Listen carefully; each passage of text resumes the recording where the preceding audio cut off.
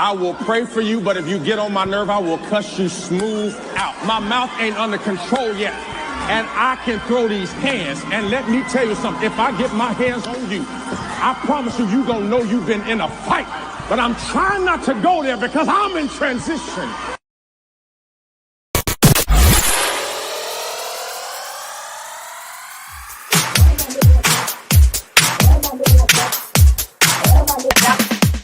What I'm on here for about is Queen Sheba. Play that louder now, because we don't get to hear that often. Say it louder. I think you are very open-minded about a lot.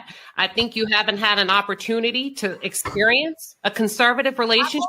Hold on. And if and when you do, come back and talk to me. Yeah. What you don't realize is that you don't listen, man.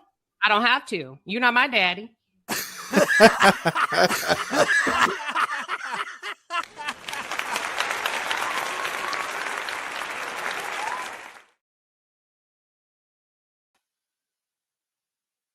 Welcome. All right. Welcome, everybody. Happy Sunday. Welcome to what we call the Palace. So if you are new here and you are in the audience and you said, what did I stumble upon? How did I find my way here? Welcome to the Palace. Welcome. I'm Queen Sheba, y'all, for the first timers, because sometimes we have new people that come in and it's always a blessing. You know what? There is no such thing as a spare subscriber. It's like a spare tire, right? Once I treat all y'all the same. I'm happy to have all of you here. There's no such thing as a spare subscriber. I feel like you get one shot and one shot only with subscribers. So if you are new, welcome. For those of you that are returning, you know how we get down. You know I love you over here.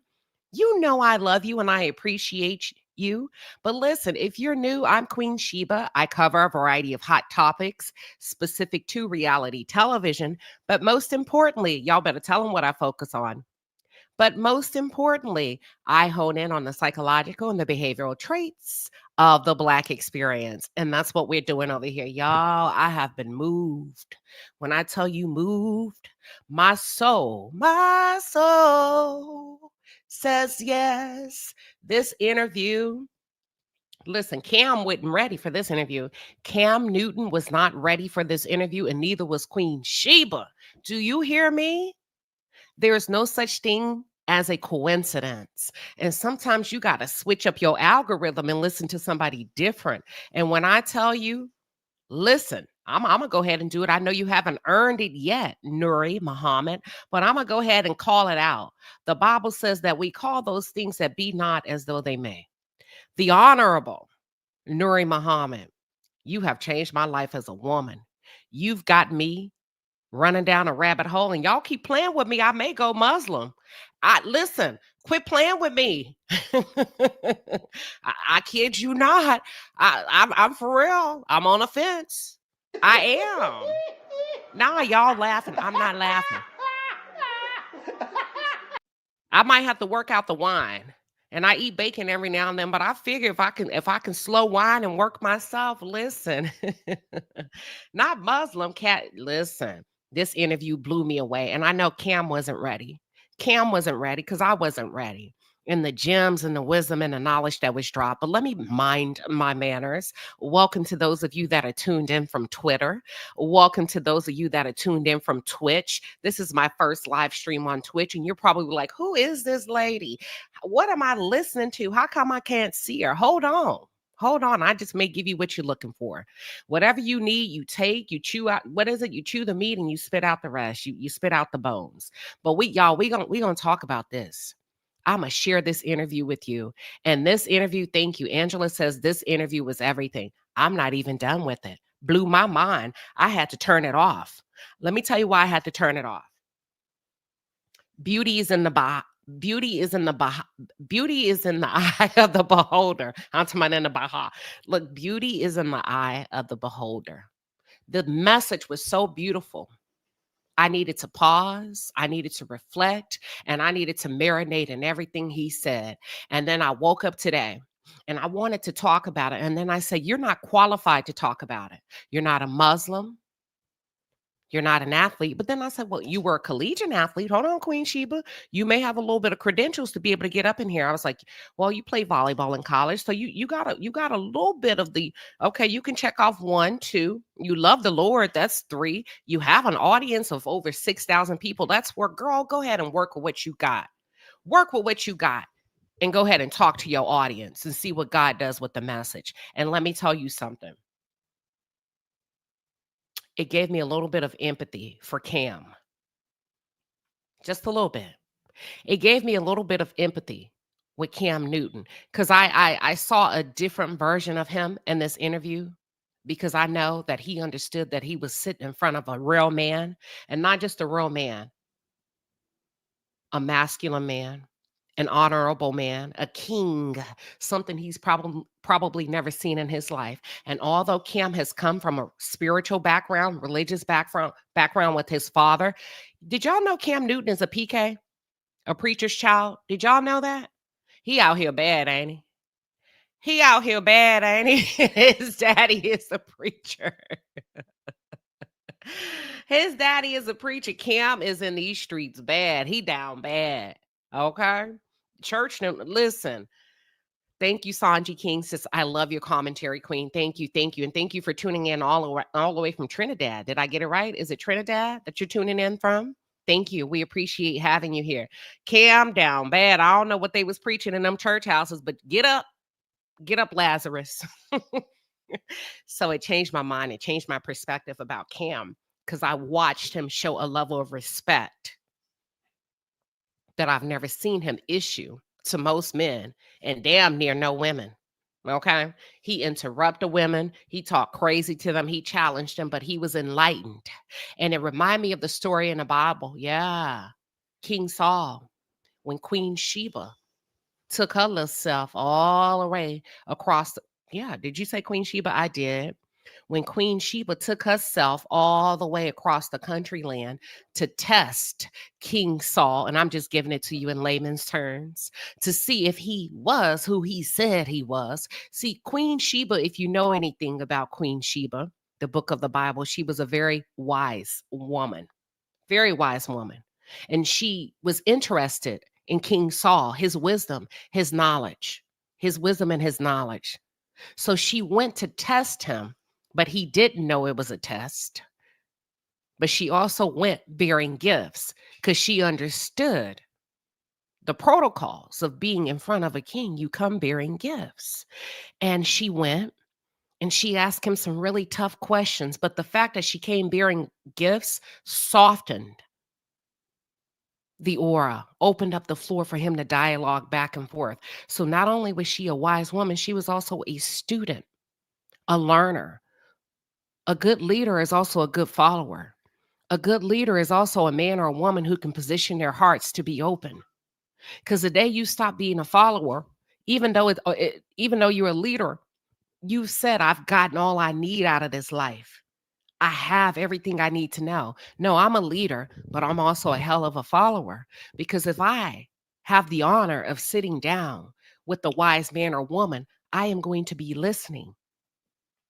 And I can only hope and pray that God will give me the wisdom and the wherewithal to be able to ask the right questions. So Cam Newton sitting in front of the honorable, in my opinion, the honorable Nuri Muhammad, I saw a different side of him as a man. And that was the first time I could actually salute you, Cam Newton. I saw that you were hungry for more and that you're sorry. And he didn't say he's sorry, but he said it in a lot of words. He says, I'm trying to do better. I'm trying to become a better man. Here's what that looks like for me. I've been fasting. I've been seeking. I've been talking. And not only that, I'm disciplined in every area of my life, except when it comes to what? Vagina, when it comes to sex. Ooh, I cannot master self-control when it comes to sex. And that's why I've never really respected Cam Newton, not because he has a desire and an appetite for sex. It's because he no longer sees women as something docile, tender, nice to protect. He allowed his penis to dictate a woman's value. Oh, y'all ain't ready. Let me go ahead and can we talk? So you could see that in his conversations. Because My grandma will say, water seeks its own level. I don't care how much money you have. I don't care how much notoriety you have. I don't care what education you have, what zip code you live in, what you think you are, how you lace, whatever, lace down from head to front, iced out, all of that. You are what you attract. And you cannot pour new wine in old wine skins. So Cam, in my opinion, I saw something completely different. And I knew I was in the right place. And I was like, well, let me listen just a little bit because it was nothing else going on YouTube. And when I listened, I was moved. And I came here because I wanted to share it with you, and you. I wanted to share it with YouTube. I wanted to share it with Twitch. And I also wanted to share it with Twitter. Now, here's the thing about it. If you think about Nuri Muhammad, some of you are familiar with him, some of you aren't. If you're not, I placed the description I placed the link in the description box where you can go and watch the full video, the full interview. It's absolutely mind-blowing. I sent it to a couple of men in my life, but brother Nuri Muhammad, he's a student minister, watch this, of the Honorable Minister Louis Farrakhan. And if you know anything about Louis Farrakhan, he came up under I don't want to say his name. Is it Elijah Muhammad? He came, but basically he and Malcolm X came up under the same leadership. Now, let me tell you who Nuri is again, because I don't think some of you get it. He's a student of the Honorable Minister Louis Farrakhan. See, some of us can't grow because we don't want to be considered lower. We have to be the leader. We have to be the alpha. We have to be the HBIC. We have to be that nigga. We have to be that bitch. Can't nobody tell me what to do. Don't nobody. Baby, I runs this over here. I do's that. Oh, nigga, I'm the only one. He's a student. He's not even the lead. You mean to tell me, Queen Sheba, you can be a student and be this powerful and have that type of impact, influence over people's lives? I just told you he's a student. And the parable goes, when the student is ready, the teacher will appear. Well, the teacher appeared in Nuri's life at age 17 when he was introduced to the Nation of Islam. Watch this. He was introduced to the Nation of Islam at age 17. And at that time, he considered himself to be far behind. But let me give it to you in layman's term. Have you ever picked up a hobby, a trade, a passion? Have you ever gone back to school and you was the oldest student in the room and you felt like, I got a lot of ground to make up. I have a lot of ground to cover. I feel like I'm behind. And so he felt like he was behind. So what he did is he put himself on ground zero. He put his back up against the wall. He started to study the playbook. He started to marinate in the teachings under the Nation of Islam. He started to day and night just sit and marinate in it and ingest it. And before you knew it, the student. Now listen, that was 17. 40, he's almost, I think he's 50. 33 years later, he's still a student. Some of y'all would have quit. Let you not get a promotion on the job. Let you not get promoted in a group that you think where you should be promoted. Child, you out of there so quick and so fast. You ain't trying to hear all that because ego, flesh has told you, no, I paid my dues. I've sat here long enough. No, I ain't no student. You ain't gonna talk to me crazy. Ooh, the process of surrender. The process of killing the flesh, killing the ego. And he did that. And he's still considered a student of the Honorable Louis Farrakhan. Okay? Wow. I'm going to just leave that there. Queen I said that is how the Nation of Islam is structured. Very beautiful process. I can respect a disciplined man and a disciplined woman. And the reason why I'm so intrigued by men a lot is because I grew up in a house full of men, a lot of men in my family. I don't know a lot of toxic men that I grew up with. So coming out You know, from childhood, I've had positive relationships with my brothers and my uncles. And although I'm familiar with men, I'm not foolish enough to say I'm expert. I'm an expert on men, but I'm more familiar with men than most women are. So I kind of frolic. I go back and forth on YouTube. I read a lot of books that are written by Napoleon Hill. I've developed an appetite to get into the psychology. I hone in on the psychological and the behavioral traits of the Black experience. And although Earl Nightingale, Jim Rohn, and Napoleon Hill were not men, they were still believers. They were disciplined. They found the key to success. They didn't allow their fears, their hesitations, their lack of confidence to stop them, and they had no problem with starting over. So that's how I find myself sometimes in these playgrounds that are dominant, you know, and primarily made for men, because I'm curious and I'm open to learn more. Women, we're a little different. Nothing bad, nothing negative. We're just different. So I go where I'm going to be fed. So with that being said, I don't care for a lot of negative men. I don't care for a lot of fractured men, toxic men, wounded men. Because if you know anything about a wounded animal, it will bite you. A wounded animal will bite you, and so will an insecure dog. The dog whisperer, Caesar Milan, will tell you all the time, most dogs bite, not because they're vicious, not because they're aggressive, they're insecure. Insecurity is loud. It's aggressive. It can be very dangerous. So I'm not attracted to toxic men, and toxic men are not attracted to me at all. And Cam Newton, up until then, in that moment, I saw him let his wall down. He was a toxic man to me. You could tell it was oozing out of his spirit, his blood. I don't give a damn that he's an NFL player. I don't give a damn that he's probably a millionaire. I don't give a damn. I don't give a damn. He was toxic. Because you know what? He was toxic to himself. He's toxic to the community. But he had to get around a real one. And sometimes you cannot stay in an environment that is not conducive to your overall health and well-being. You got to get out. You got to get out. And I hope you take what you need from this and discard the rest. Okay. So this is what we're about to do. I have to share this interview with you. It was so compelling. I'm not going to share the entire interview. I'm just going to share where I picked up on it. It's about a good 20 minutes where I was absolutely silent. Give me a second.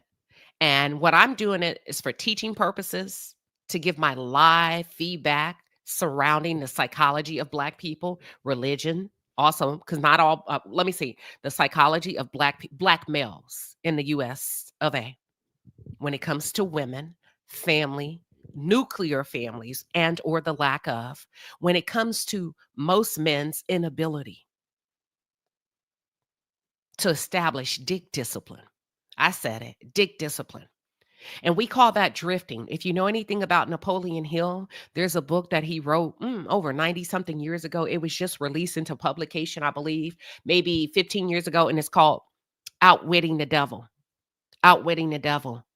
And in chapter 4, the devil is sitting and he's speaking to Napoleon Hill. And Napoleon say, if you are who you say you are, devil, how come you haven't taken me out? And the devil said, I haven't taken you out because your wife is your covering. Your wife is your veil. And because of her protection over you, you're off limits. But make no mistakes about it. Should she leave or should you leave her, I will have access to you. I will devour you. I will take you down. You're nothing but a man. And most men are consumed by their money, gluttony, sex, drugs, alcohol, a lack of discipline. Don't get mad at me. That's what the devil said. Now we're going to explore that because there is some relevant information that Cam shared, and that's exactly what he's battling. And y'all going to say, but wait a minute, he married? No, he's not. He's not married. He's never taken an oath to provide, to protect Jasmine. He simply had the pleasure of sleeping with her unprotected. And because of those many encounters, she's born children. But he is not married. He is not a husband. And that's why he's going through it. And he has no covering. He has no covering. So I said that to say, yes, the one says your wife is your covering. Absolutely. So let's go ahead and break it down in real time so that we can hone in on the psychological and the behavioral traits of the Black experience. We can also hone in on the principles of the Muslim community by way of the Nation of Islam, because there is a differentiating difference with the Western culture and those that practice in the East, okay? Because there is some Western influence. We're going to talk about the eating habits. We're going to talk about the nuclear family. And we're also going to talk about how most men struggle with their sexual desires. And can you have more than one wife? And why Nuri Muhammad explained that you can get a second one if you want, but we will kick you out. And he runs it down. So all these men that are out here faking a funk to satisfy their sexual pleasures under the guise of Muslim, Kevin Gates, Brittany Renner, nah. The likes of a Louis Farrakhan, the likes of Nuri Muhammad would never be seated next to you, because you cannot utilize the religion to exploit the women in the Nation of Islam. Either you in or you're out. Are we all right? Are we out? Are we all right, everybody? Can I go ahead and share the video with your permission? All right, let's do it. Thank you, everybody. Here we go. I will be pausing in between because in order to have the Copyright and Fair Use Act apply in this segment, I cannot allow the video to go on too long without having a live reaction to it, some type of critique and or criticism. Got it? All right, here we go. And let me see if there's anything I need to be paying attention to in my chat. Let's see. I think we're good to go. Roll it. All right, here we go. Thank you, everybody. Let's take down this. And I'm not sure if I'm going to open up the live, because what I want to do is make sure that we respect the Muslim community, right? This ain't about what we believe. This ain't about us. But this was such an enlightening conversation. I had to bring it to the forefront. Here we go.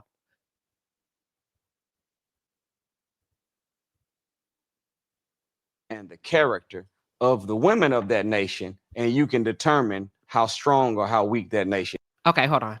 Happens something. I'm gonna be. Sorry about that.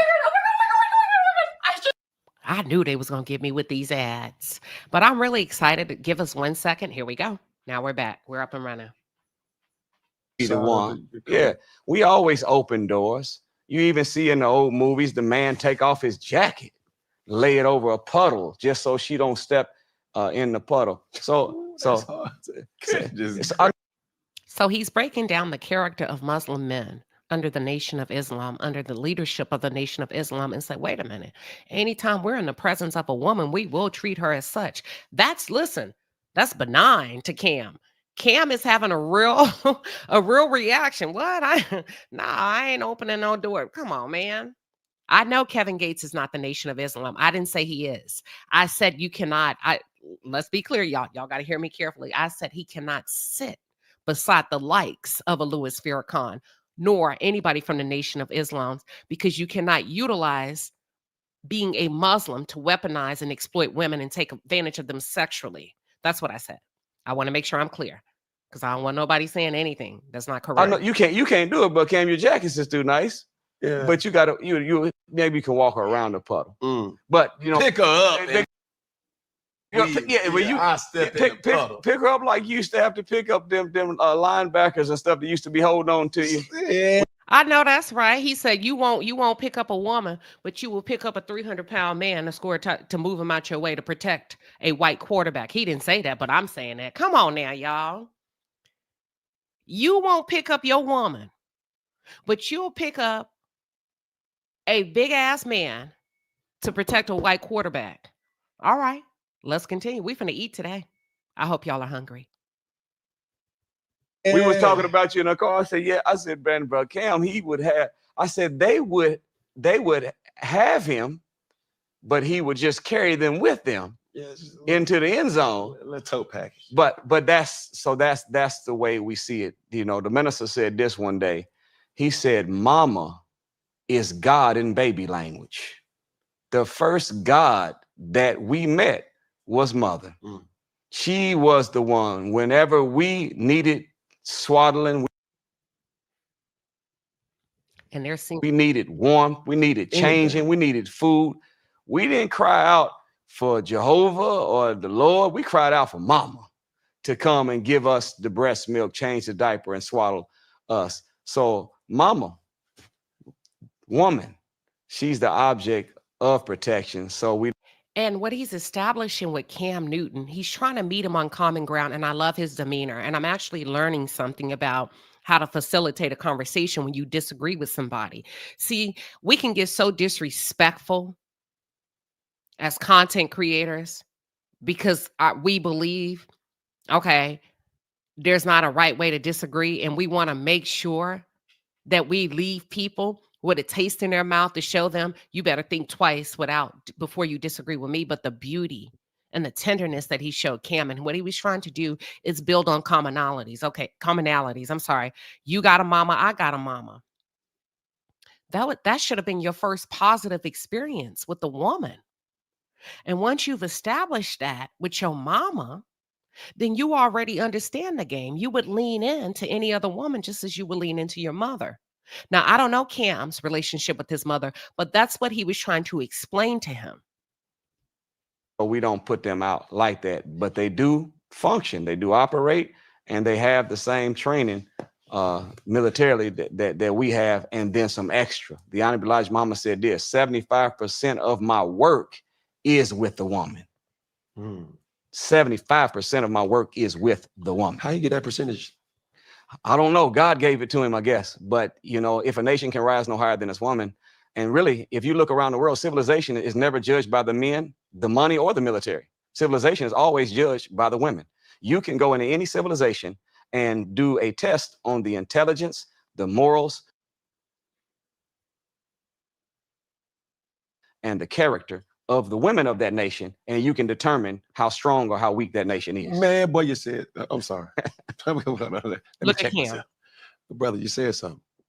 Because I've always said, you can ask my lady to this day, or any woman who knows me, had known me, gonna know me, knew me, whatever. I've always said, I judge a man by two things: the way his woman is without him being in presence, and his children. Wow. Well, here's the crazy part. I get the part about the children, and I get the part about who his woman is in his presence or not in his presence. But here's Cam. I'm gonna have to push back. See, here's the problem with men that cannot or have not mastered their own sexual desires. See, your wife and random women that you've slept with should not have full access to you as a man. They should know two different versions. A hoe on the street can't say she know Cam like that. You're not even supposed to be having those kind of conversations with those kind of women. The heart and the soul of a man should only be with the woman that he's going to commit to. Otherwise, what you doing? And I think that's why we have a lot of turmoil in these relationships, because you men are showing up being deceitful. Not all of you, some of you, and you're treating women that you have no desire to commit to. You don't even want them to be your children, but you're kind of being facetious just to get what you need from her between her two knees until you get it. So you're gonna talk that talk and walk that walk and make her feel and believe everything, when that's the furthest thing from the truth. Any woman, you started off good and you said you can ask my lady, my girl. Well, actually, you can ask any woman. Any woman? Any? You talking to all of them the same? There's nothing special about you. That's all I'm saying. You behave in the same way with every woman you meet? Okay, let's go. Wow.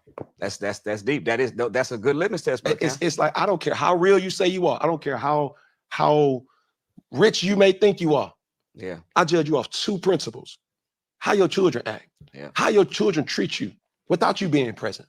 And also, how does your woman treat you? Yeah. Is she virtuous? Is she somebody that's out here that's a good representation of who? Yeah. You. Yeah. So virtuous has nothing to do with how she treats you. To be a virtuous woman is something that she exudes. It's an aura. It's her energy. It's the way her soul lights up the room. When you think about being a virtuous woman, being a virtuous individual, you get what I'm saying? It has nothing to do with how she treats you, in my opinion. What do y'all think? I could be, I mean, that don't make me right. Virtuous is having or showing high moral standards. That's with or without a man. A woman comes virtuous. A man doesn't make her virtuous, in my opinion.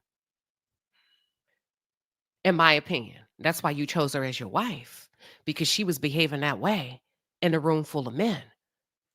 In a room full of men before you ever proposed to her. Virtuosity is something that she carries in her heart that was handed down to her from her mother, the training of her family. That's all I'm saying.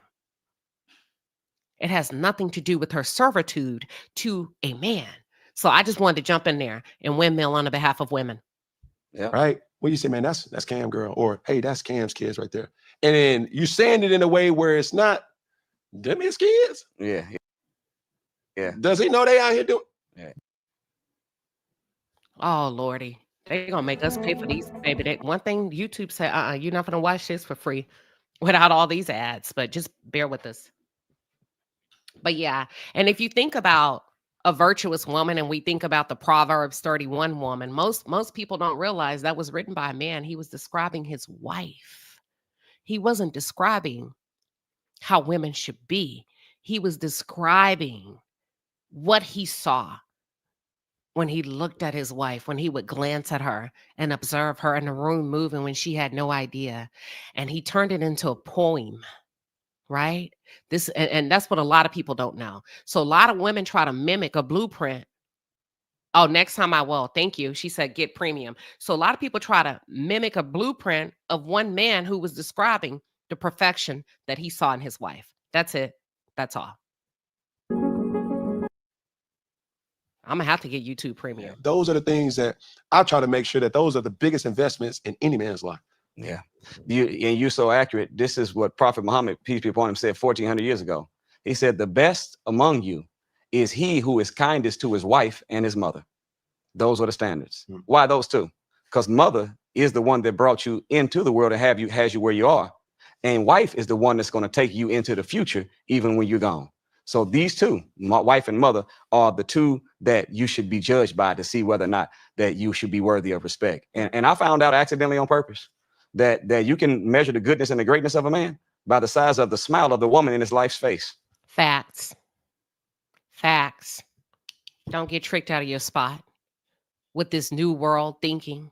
Don't let people make you feel like you're basic as a man and a woman. Be in the world, not of it. We're called to be in it, not of it. Don't adopt the values, the ideologies, the way everybody else is living. Fact. I was on a cruise. I went on a vacation, 7-day cruise. And a lady came up to me at dinner and she said, you raised your husband well. I said, huh? You raised him well. He's so mannerable. He held the door for us. I said, well, I didn't raise him. His mother raised him. Well, I'm just saying you raised. I said, no, we got to give that credit where credit is due. His mother raised him. I understand what you're saying, but he's my husband, not my son. She looked at me. I said, his mother raised him and I get to enjoy the benefit of her teachings. I get to enjoy the benefit of her teachings, but thank you. If the woman that he's with is not happy, that's a sign that that's not a good man. If he's a good man, her smile is always going to be big on her face, because when a man is in love with a woman, her needs and wants become his goals. Anything that she wants, she's always thinking. The minister said like this, love anticipates need. So when you really love somebody, you're in love with somebody as a man, you're listening to what she likes. What does she want? And you're always trying to be there to manifest it. So if you have a woman, you see a man and woman, a couple together, and she's never happy, that's a bad testimony on part of that man. If he's a Period. Did you see how he never disagreed with Cam? He allowed Cam to speak. He would affirm him and say, you make a good point. And then he would come back and not say you're wrong, but he would say, actually, this is what it looks like when a woman is with a good man. You look at her smile. Is she happy? Is she unhappy? He didn't say nothing about how she acts when he's not in the room. He brought it back to her spirit and her wholeness. Never disagreed with him. Listened to him, made him feel safe and comfortable, and still put the true wisdom and the knowledge upon his head. Made him feel safe. Now, when we talk about a safe place, that was a safe place.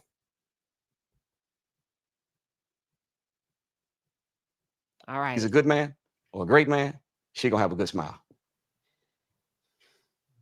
Cam, you know you guilty. Look at Cam. Cam know he wrong because he know that lady ain't got no good smile. Look at his face. You know you wrong for how you been treating that lady. Oh, look at Cam's face, y'all. He know he's been dogging that lady out. I see you looking at your queen smile right now in your head. Is she smiling at Cam? Yeah, she better be. You know what I'm saying? Hey, oh, don't leave it hanging. Oh, don't leave it hanging. But it's one. Hold on. Nuri Muhammad wouldn't even shake his hand. Cam was like, "No, hold on, don't leave me hanging." See, Nuri Muhammad, not only is he a student of the Honorable Louis Farrakhan, Minister Louis Farrakhan, he's also a Scorpio.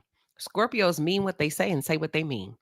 One of those things in these teachings that I really need help with, because in your religion of Islam, you can't have multiple. No, you can't. Wives. Right. When you hear the wives and the wife and the wife, the wives, those type of things are something that you just say to yourself is like, well, do you have multiple wives? Does the Honorable Minister Farrakhan, does he have multiple wives? Oh, watch the setup. He's finna throw a Hail Mary. See, Cam is asking from a fleshy place, a place of ego, multiple wives. Y'all know what that means in layman's terms when you're dealing with a man that has not crucified his flesh. Cam has not been able to crucify his flesh yet. Not saying he's not going to be able to, but in this current state, in that room, he's asking.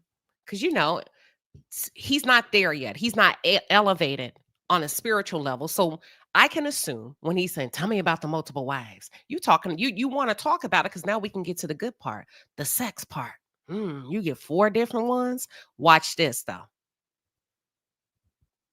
And what's the procedures of those type of thinking? The Holy Quran, we don't have more than one wife. We don't have it in the nation. Okay. There's a verse in the Quran that says that you can have up to 4 wives, but one is best for you if you but knew. So we're taught to follow the best of the word. And if one is best for you, then that's what you should do. Boom. Kevin Gates. Boom. Predators. You can't have 4 wives because you want one. If one is good for you, that's where you stop. You can't just be throwing all them groceries in your cart because you want to, but let's continue. So we don't take on that position in the nation. And when you look back, something you said when we were talking about scripture, see, context helps you grasp content. You were saying about the conditions and taking things in context when you read scripture. So you're talking about a mandate that was being presented to a community that had warfare going on, and they were losing their men. The men were being decimated. This is a time period. You're talking about 1,400 years ago. There wasn't a whole lot of available employment for men, let alone men and women. So then men were maintainers, protectors, providers, and women were primarily mother, wife, homemaker. So whenever men are dying and decimating, there was the minister used it like this, that there was a lesser, not evil, but a lesser wrong replacing what could have produced a greater wrong. No man for no women and no job, then you're setting up the stage for prostitution and something. So he's breaking down the historical context of polygamy and saying, wait a minute. So there was a reason those men took on more than one wife. And that's a lot of things that y'all aren't talking about. So you're trying to pour new wine into old wineskins, not truly understanding the context of why a man of a Muslim religion would take on 4 wives. And most people don't even know it. So he's breaking it down. He goes back to the war that was happening. Men were dying. Women were being left without protection. Okay. Women didn't, their husbands, let them go on. Hold on. Something else. So at that time, those conditions were as such that they were permitted to have more than one wife. But it wasn't for playing around and having fun. It was for the stability of a civilization. The stability of a civilization, not your penis. It wasn't because you got bored with this one or she gained weight. She don't listen to me. She don't make me feel all of that craziness you hear. Grounded in religion, but still ungodly, right? Because you can use anything as a technicality to benefit your agenda if it's sexually motivated. Can I continue? Let's go. Some people say, well, the black man, look at what's happening with the black community. But we should be going after the conditions that have us decimating. Because technically, if we have more males born than females, we should be doing something about the homicide and something about the crime that we have in our communities that's causing these brothers to be gone. And podcast bros, come to the front. Podcast bros, come to the front. So what he's saying is, if what you say is true, if the statistics that you spit and every time on a microphone about relationships and how men outnumber the women, how come you're not doing anything about what's happening in your communities with black on black crime? You should go after the conditions that's impacting a civilization. You talking about everything except the right thing. That's all I'm saying. And we've seen it all through history that the downfall of too many men has been the upkeep of too many women. So we don't take on that posture. He put that boy in his place. No, we don't do that. We don't strut our stuff. We don't throw our penises on the table and take on women because we want to. We're way more disciplined than that. You're focused on how many women you can have. We're focusing on discipline and serving the Lord. We don't exploit our women like that. And if and when you do, you will be exiled from the community. Watch this. In the nation, as the soldiers in the nation, we don't do that. Now, the messengers, the warners and prophets, you see about them? You look at Abraham, look at Solomon, look at David, look at Elijah, look at Elisha. Many of the messengers and prophets had more than one wife. Correct. That's because when God blesses a messenger, he doesn't just bless his mind, he also blesses his seed. So a child of a messenger of God is born with inherited preparation that puts them in a position where they can carry on the work of their father and grasp that work even better sometimes than the one that's not connected to the blood. That's deep. That's way too deep for a lot of you tuned in. I had to go back and rewind that. When I was listening real time, I was like, what? Wait, hold on. Wait a minute. He said, there's rules to this. There's assignments to this. There's some that do take on 4 wives, but that's what they're called to do. And he talked about Abraham and the wisdom and the knowledge that God has blessed him with. So he needed to produce so that his lineage will continue to serve the Lord by way of wisdom and knowledge. And that's the gift that God gave him for being an obedient servant. In the wild, when you think about animals, the weak are not allowed to reproduce. Male lions will fight to the death. You know why? Because only the strong survives. I don't think you all understand what that truly means. Only the strong survives in the wild. When it comes to animal kingdom, the weak will not be allowed to reproduce. The male lion can be challenged at any moment, anytime by one male lion, 2 brothers, but they will fight to the death. And should that male lion be killed while protecting his pride, they will go through the intruder and kill off all of his lineage by killing the other male cubs. Do you understand? So he's explaining why Abraham was allowed to have more than one wife. He was strong. He was needed by God. His bloodline needed to extend beyond the hand of time. I hope this helps. I'm just trying to break it down in layman's terms.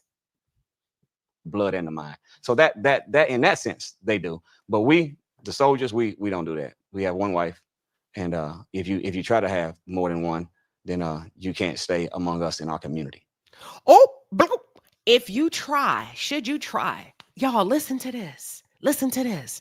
Should you try to disrupt the law and order, you cannot stay with us in our community. Y'all, that's a nice way of saying you got to go. Very nice. And if you understand the power of the Nation of Islam, they are a very, very, very disciplined militant group. Now, here's the thing about what he's saying. Some of y'all letting people have access to you that should not have access to you. Should you try? And they've tried you over and over, and you still, I'm going to hold on. I'm going to give a little bit of grace. It ain't no grace when somebody comes in to try to disrupt the system, disrupt and poison everything that has been working right. You got to get rid of them. You cannot stay amongst us. It's like a bad piece of fruit, honey. It will spoil the whole bunch. So if you come in and you call yourself a soldier, and here's the rules, here's the routine, here's what we eat, here's where we go, here's what we read, here's when we fast, here's when we pray, and you will have one wife, and you make an exception because he's Cam Newton. I'm just, giving an example. We gonna make an exception because he donate. We gonna make an exception because your needs are bigger than the cause, bigger than the religion. Nah, you can't sit with us. You cannot remain amongst us. Oh, ye of so little faith. Get rid of people. Stop giving people chance after chance after chance. This man just said, you cannot stay amongst us. This is man to man, and he's saying it very calm. That's our rules. Look at this donkey. Your rules are your rules for how you want to be treated. Your rules are your rules for what you declare and you deem respectful or disrespectful. Your rules are your rules, period. And if you have a problem with that, you can go. And not to be confused with ego or flesh, but your rules are your rules. If you worked hard to get yourself in a position where your life is where you need it to be, nobody gets to come in. Nobody gets to come in and interrupt that. If you know you've been celibate for a number of years, I don't give a damn who he is, who she is. You finna let him talk you up out of your, come on now, because you got something he won't, and you've been standing on business. You've been standing on principle. You've been standing on morality, prayer. You finna let somebody come in and completely change the game? Nah. How would one go about getting Control Alt deleted up out of there? These are questions. These are good questions. You know what I'm saying? Because it's just so basically, Cam's asking. So what's up? If you understand the Nation of Islam, very dangerous men. That's all I'm gonna say, and I'm gonna leave it there. Very dangerous, very polished, but very dangerous. So Cam is saying, I know y'all done put some people to sleep. Tell me a little bit more about that. It's just like you said, Brother Cam, I seen you down at Chick-fil-A with your wife. No, you wasn't at Chick-fil-A, was you? Well, I wouldn't be there because I'm vegan. So, good. Vegetarian specifically, but they just good. ain't got the eggs right. So I got to make sure my protein intake is still at an all-time high. And then, Brother Cam, we seen you the other day. It didn't look like your wife, but so we're going to have to, I'm going to need our certification. How would that, and I don't want to make, we have laws. We have something called the restrictive law. Okay. It's 16 laws. And of course, one of them is not no fornication, no adultery, no lying, still. It's laws. And if you're in violation of those laws, there is a penalty, but not like it is in the Islamic world in the East, because we are 400 years removed from the East, raised in the West, and we live in a world, an environment where wickedness is around you all the time and temptation is constantly persistent. So ain't nothing wrong with you. Y'all hear that? Men and women, that men in the bushes, women, ain't nothing wrong with you. You see what you know you see. He says we live in a very wicked world right now. Temptation is all around you. You can't even turn on the TV. You can't even scroll down Instagram. Damn, everybody taking off their clothes. Damn, everybody getting naked. I can't even watch TV without, you can't even order clothes no more. Peep it. Everybody don't want their stomach out. Everybody don't want their booty showing. I'm just saying, he said we live in a world where you can't escape it. It's here, it's there, it's everywhere. Master Fraud Muhammad, the teacher of the Honorable Elijah Muhammad, when he came from Mecca to America, he gave us restrictive laws and he gave us a merciful application of discipline when it comes to violation of law. So in the East, they'll cut your hand off. In the nation, you get caught stealing, you get 90 days out the mosque. In the East, you get caught committing fornication and adultery, you might get killed. You might get stoned or your head might be cut off. These rules still apply to this day. He's about to go into examples. He said this still happens in the East. They're still cutting off hands. They're still stoning people to death. They don't give a damn what you Americans think and how cruel you think it is. The law is the law. Let's continue. But here you get caught in the nation, we give you 1 year out of the community, and we call it class F. It's fire. And the fire is not designed to burn you, it's designed to purify you. So we give everybody that has a law infraction, we try to give them a study system to help them to really dig deep into why they fell victim to this law, so that when they come back stronger. than they were before they left. But that's the way that we regulate the affairs of the community. Now, of course, you go in the Middle East and how you see people walking around like this. You already know what they did. Huh? And look, every time you see it, it's very discouraging to steal. So in the East, you can see gold, diamonds, money. People leave all the goods out. They go to pray, come back an hour later. Stuff's still there. They dare not. It's an eye for an eye. What is it? A tooth for a tooth in the Middle East. I was in Dubai, and we were in Dubai, and they was telling us food court in the big mall. Look, no, just put your stuff over there, and then go find the food that you want. I said, but the lines, it might take us 20, 30 minutes. He says, no problem. I'm looking around. You've got Gucci, Louis Vuitton bags. You got people shopping that bought all of that, sitting on a table for 15, 20 minutes, but nobody's touching nothing. Do you know that there's zero crime in Dubai? None. Because they're chopping off hands. Well, that's what I'm saying. I mean, the consequences are great, but in the East, they don't even have to regulate. I thought this was a very, very, very great example of people respect consequences. I'm going to say that again. Come off of this interview for a second and just lean in a little bit closer and listen to me. People respect consequences. Some of you are going through things in your life caused by other people, and you keep saying, why is this happening to me? Because there are no consequences. Never have been. You're too soft. You're giving too, it's like overwatering a plant. You're pouring water on it when you should be starving it. There are no consequences. People respect consequences. Well, I'm going to just let God handle it. Sometimes you need to handle it. Sometimes you need to pick up the phone and say, don't you ever come back around here no more. Sometimes you need to gear up and let a mofo know there will be consequences to whatever it is, whether it's a divorce, you're out of here, the friendship is over, the business deal is over, I'm out of here. There will be consequences. And if you don't learn today, I guarantee you I'm going to prep you for the next one. I bet you won't do it again.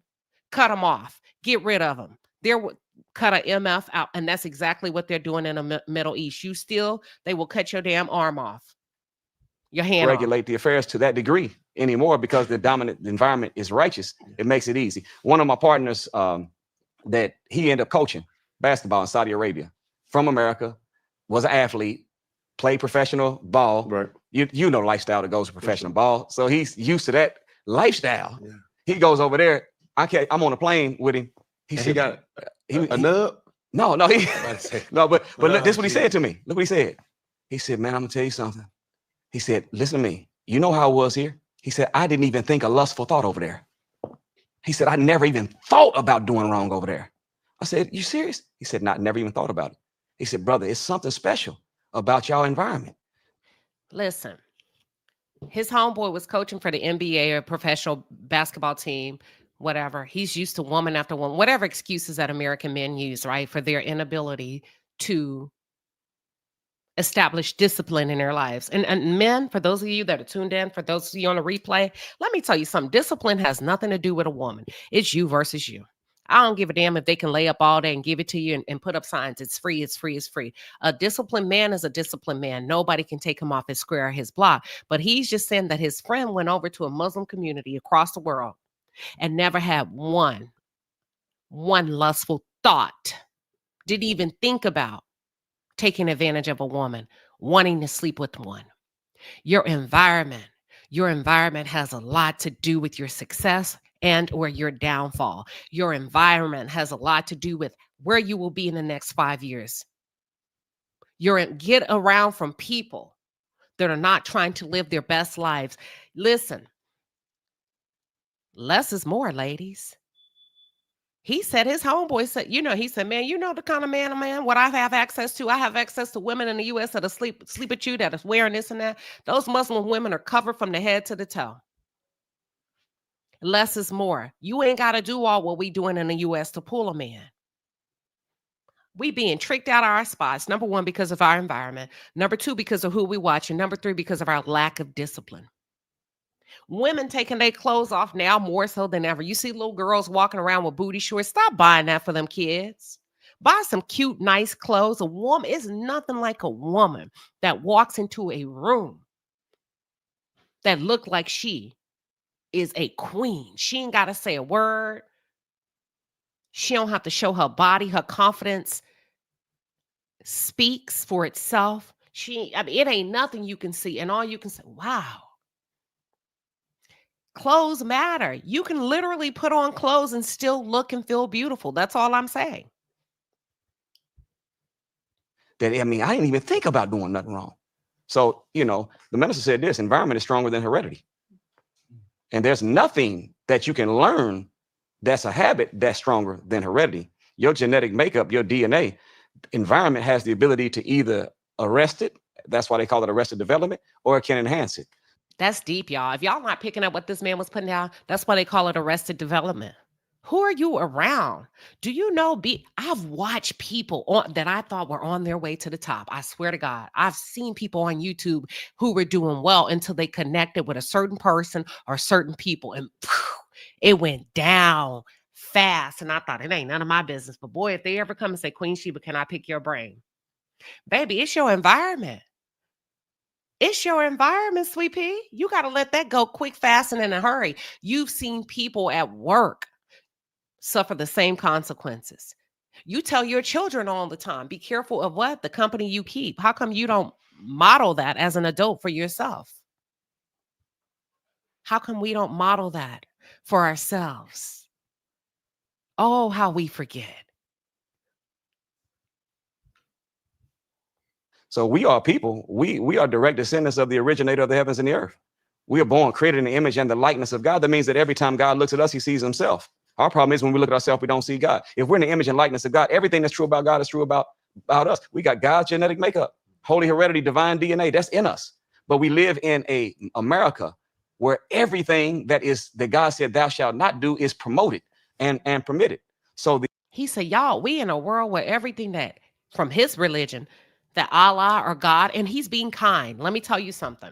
Most Muslims say Allah, but he's a man of a particular caliber. He don't have to prove a point. He can meet you where you are. If it's God to you, then it'll be God to me today. Listen, Jesus say, I become what I must. The word says, I become what I must in order to what? Save a soul. So if I got to say God over Allah, I ain't tripping. I ain't tripping. As long as I see you're hungry, as long as I can see you're open, as long as you're not trying to defile me and the kingdom and the environment that I'm building or we're building, I ain't tripping. I'll become what I must to help you. But be not deceived. You cannot come in here and disrupt what we got going on. That's all I'm saying. Queen Liz says, one creator, God, Allah, amen. And I just love the beauty in how he's giving over to himself, because that's when your cup runneth over. And I'm talking about when your cup really runneth over, you ain't trying to prove nothing. You ain't got nothing to prove. This man is not screaming. He's not hollering. He's loving and serving and teaching in the most beautiful ways. That's why I say a good leader is also a good follower. He's picking up what Cam is putting down. He's not judging him. He's loving him, but he's still refusing to lower himself. And he's taken his rightful place as the king in that room. He's not going to abandon his integrity. He's not going to abandon his teachings. He's not going to make you feel better by coming down. He's going to love you and still hit you with the word, oops, upside your damn head. Let's go. So the environment that we live in, we're righteous by nature, but we become other than that by circumstance. Some people go to the East. They've been trained unrighteously. But as soon as they get dropped off in the East, as my brother was, he said, man, I felt pure. I felt clean.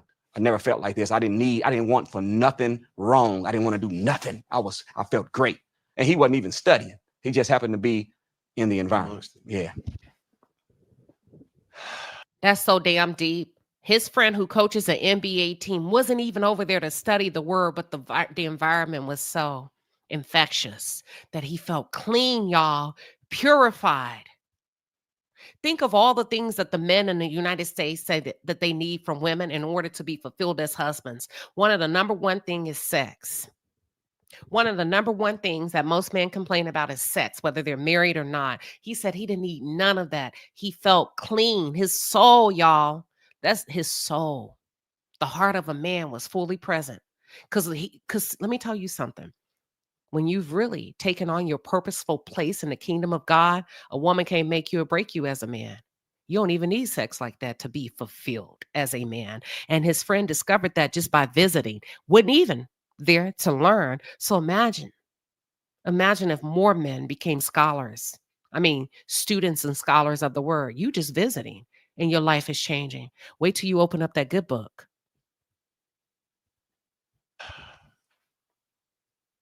Tired of typing tons of notes during. All right.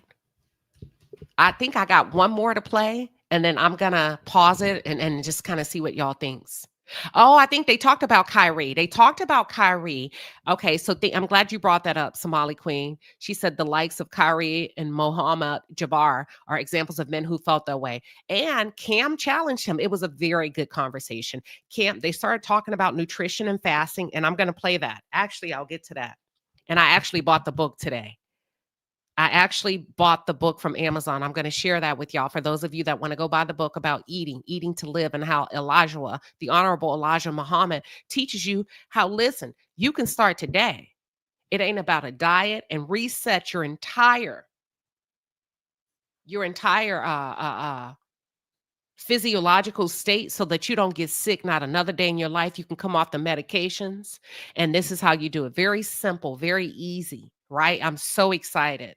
And that's why I told my husband yesterday, I think I scared the hell out of him. I said, I'm finna go Muslim. He's like, no, absolutely not. I said, why not? How come I can't? He said, because I said so. I'm your husband. It was so funny. It was the most enlightful. We had a really good conversation. But I'm waiting for this ad to go. Here we go. Let's see if we can play it now. Yep, we can. I won't be me if I don't ask the questions. Go ahead, okay. Bro, Nuri, because you said about fornication. What's the issue with not adultery? Because what's the penalty for that? It's considered what they call free love.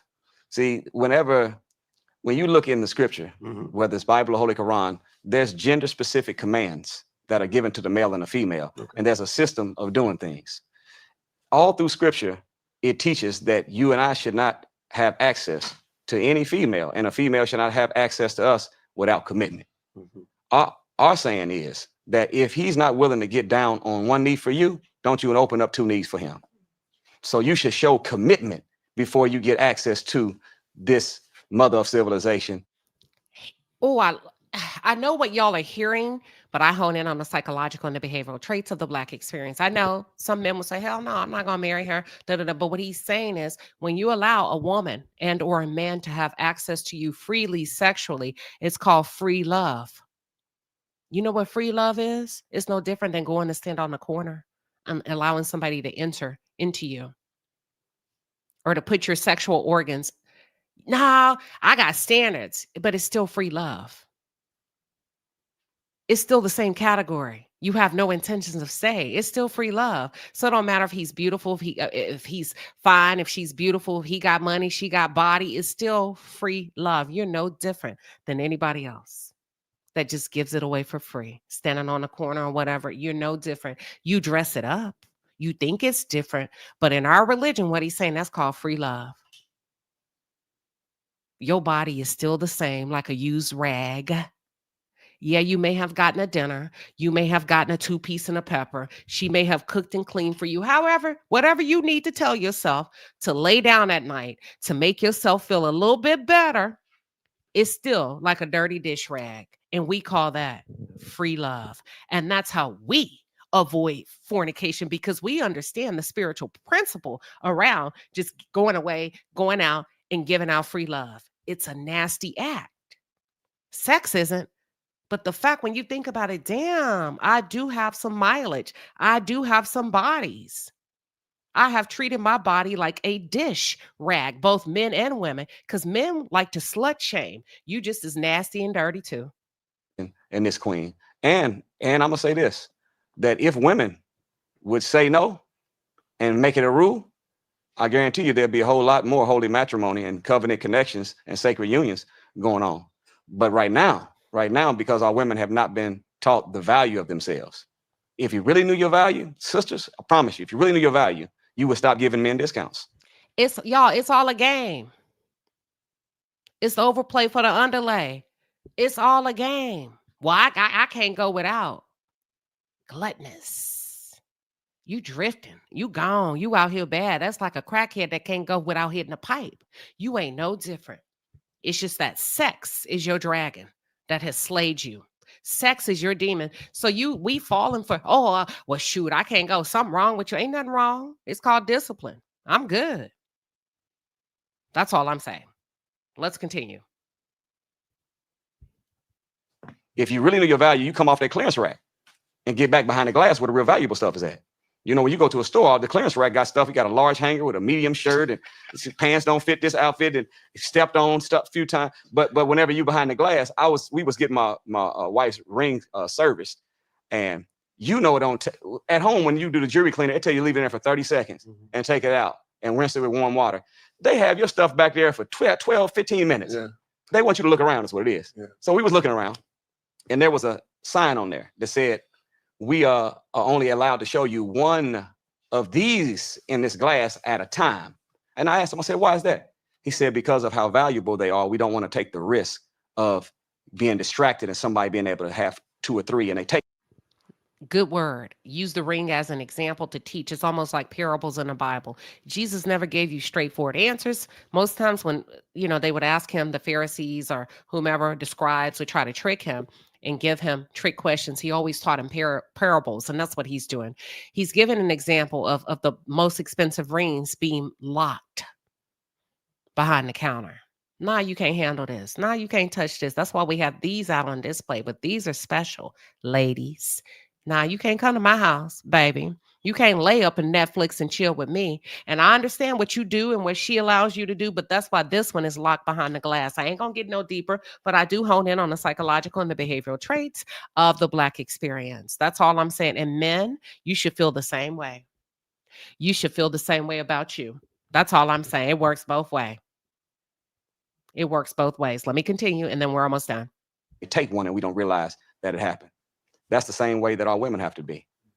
Just like the valuable ring or bracelet can only be looked at one item at a time, you should have in your mind as a woman that, look, if I'm the only one you're looking at and considering right now.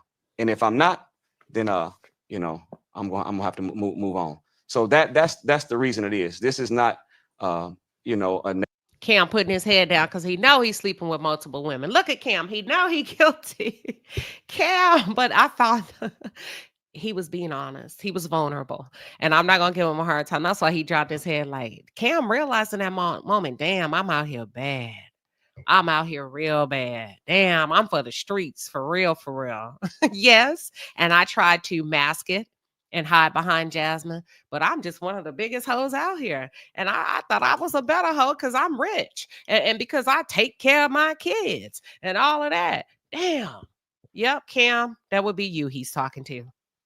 A Nation of Islam thing. This is God's way. It's God's way, and we're taught. It's in the scripture. The wisest man of the Bible, they called him Solomon. Yeah, Proverbs. Look what he said.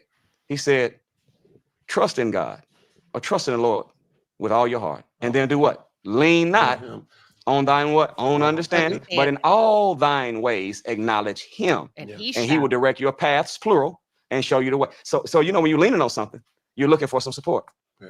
What God is saying is that our own understanding doesn't have the ability nor the authority to support us long term. So, and you know what? That was a word for me. All of us lean not to your own understanding. Your own understanding cannot support you. Y'all, this interview is bad to the bone. You have to go listen to the full interview. We're about to wrap up in like 2 minutes. So lean on his understanding. Right. So if he makes a rule, he has the reason why. We just have to study that reason why. Like we talked about backstage when we was talking about your children. They want to know why. Because why power really fuels willpower. The more evidence you have. If you've been injured in a He said your why fuels your will. Your why power fuels your willpower. And he's going to break that down. And then we're going to wrap up the segment. Phenomenal interview. The interview is actually 3 hours and 26 minutes. That's how good it is. 3 hours and 26 minutes. If you ever have the pleasure, if God ever blesses you, of sitting in front of somebody that's smarter than you, that's more studied than you, more learned than you, in any, right? It don't have to be to this caliber, this notoriety. Stop hating. Sit back, listen, and learn. Take it all in. We are a hating society. We see people that are better, and instead of embracing the blessing to say, thank you, Lord, that was such a phenomenal encounter, we look for ways to discard you, discredit you, ruin your reputation, spit hate, talk down on you when you know. Because see, that person is not the person that's being good to you. It's the God utilizing them. So it's actually God sent when you and or me are blessed enough to get in front of people that are kind enough to share with us their gifts, whether it's their intellect, their money, their finances, their prayers, their friendships. That's a gift. On how good something is for you, the easier it is to participate in the good. Yeah. The more evidence you have about how bad something is for you, the easier it is for you to resist it. For sure. So that's the law and rule of the God, to protect Yeah. the sanctity of our women and to protect the moral code of righteousness that gives us our power as men and keep our society jailed and real families being built. Yeah. Not just pop up here and there. You know, right now, 69% of all Black children are raised in a single, impoverished Black woman's home. Watch this. Watch Cam's reaction and watch how he comes back and schools Cam. He says 69%. It used to be 67. So, ladies, that means we went up 2%. Watch this. 69%. Is that what they call broken homes? It is So Cam puts that on the women and said, is that what we call broken homes? So this 69% of these homes, they're broken because they're being headed by women. That's what Cam's saying. Is that called broken homes? Because watch how Nuri Muhammad schools them. It can be, but you know, our women have had to cover down, and they've had to play the role of being mother and father. They've had to be the comfort, the consoler, the nurturer, but they also had to be maintainer, protector, and provider. And because the Lord of the Worlds has supported many women in that role, they've been able to do a good job at it. But it'd be much better if the man was there to do his part so she can be herself. I thought that was beautiful. I thought that was beautiful how he didn't take the bait to crucify the woman. No, he's saying women are being forced into these positions because when you think about where she sits, she's having to provide cover down. Cover down is for you. If you understand cover down. Have you ever sat on a sofa with a blankie or a comforter and you were covering the top, but the feet weren't covered, so you had to sacrifice a little bit of the covering on the top to make y'all ain't ready to cover your feet. So now a little bit of you is exposed because you're covering down. Whose fault is that? He's saying if the men could come to do their part, she wouldn't have to cover down. And not only that, that will pull her into her rightful position, which is a feminine woman. Oh, I'm gonna just let it marinate. And 100% of herself. And so that a broken home is whenever you don't have what they call a nuclear family that is able to properly rear that child. There's certain things that a man has to do to get the best out of his offspring. And there's certain things that mom has to do to get the best out of them. But when the two are working together, that kind of teamwork really does make the dream work whenever they are working together to raise those children in the right way. Man, and I'm gonna use this time, you know, for self-help and self-understanding. My father's a preacher. Yes, sir. I was raised in the church. And like I always say, I was raised to know what right from wrong was, but I always didn't do right. Right. Well, we all in the same game. You know, so it is I was having a conversation with my Listen, did y'all hear what he said? He said, my father's a preacher. I'm going to hit somebody with some hardcore truth. Some people are going to really loudly disagree with me, but it's still principle. My father is a preachable. I was taught my father is a preacher. I was raised to do right, but I didn't. That means he had no respect from the household that he came from. Call it what you want. No respect. Well, I don't, You can't blame that. Yes, I can. You had no respect for your father and your mother. Whatever it is, I don't care if he was a preacher, if he wasn't. When your children choose to forego your teachings, somewhere along the way, they lost respect for you. Figure it out. Don't argue with me. Figure it out. Maybe you were not maybe you didn't role model what you were saying, or role model what you were saying in the pulpit or whatever. Your children, he lost respect for his father somewhere around the role, because the father is the highest figure, the highest authority in a family, a 2-parent household. So either your daddy was toxic, you saw some other stuff. I'm curious, why would you forego the teachings of the father? Y'all say a father makes a big difference. Y'all crucify women for having these babies, and you say a father is needed in a home. He had one, and he told you, I did not adopt his teachings. I'm just saying. Can we talk? Are we adults here? With my father, a man who I have the utmost respect for, the most influential person in my life, I give him that respect. Influence. Let's talk about influence. The most influential person in my life. Influential. The formal definition of influence is having great influence on something or someone. But this is how you're behaving. So what behavior? I hone in on the psychological and the behavioral traits of the Black experience. Outside of the pulpit, what was the dominant behavior that your father influenced you to engage in? Couldn't have been the pulpit, because that's once a week. There had to be some other things going on in that household. That's all I'm gonna say. Yeah. And understanding this is he serves so many different purposes of my life, you know. And as I think back to what he was teaching me, it made me who I am today. One of those conversations was the decisions about me reproducing. Right. And I just call a thing a thing. Ain't it funny how somebody can go out and have sex all day with as many women as they want, but when it's time to look at your sin and sit in your mess, you can't name it because you're ashamed? So it's not about you reproducing. It's about you being a menace to society when it comes to civilization.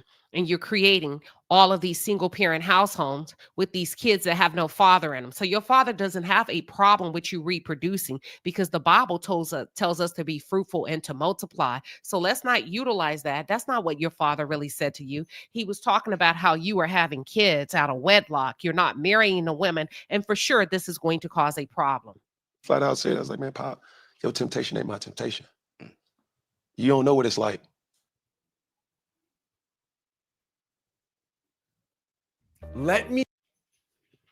That's deep. And until we can start sitting down and really telling the truth, there is no healing. There is no fixing it. Nuri Muhammad said, we got to tackle the conditions of the community. And you are constantly adding to the condition. Even though you may have more money than some of those Black folks and in the hood, you are still adding. You're compounding. It's called the compound effect. You're still adding to the problem. Because now you have no control over those households, no influence. You're not a protector.